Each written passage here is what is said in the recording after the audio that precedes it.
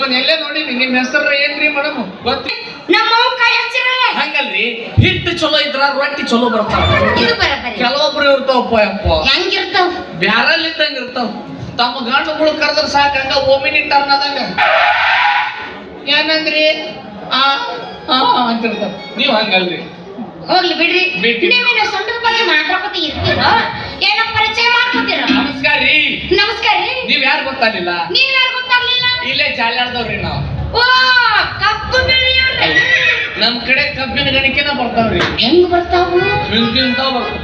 ಹಂಗ ಬರ್ತಾವ? ಹೌದು. ನೀರು ಗೊಬ್ಬರ ಸರಿಯಾಗಿ ಹಾಕಿದ್ರೆ ಇಂತಿಂತಾವ್ ಬರ್ತಾವ. ಇಲ್ಲಂದ್ರ ಕಾಣದೇ ಇಲ್ಲ. ಇವು ಏನ್ ಕಬ್ಬು ಏನ್ ಕಟ್ಟಿಗೆ ಅಂತಿರ್ತಾರ.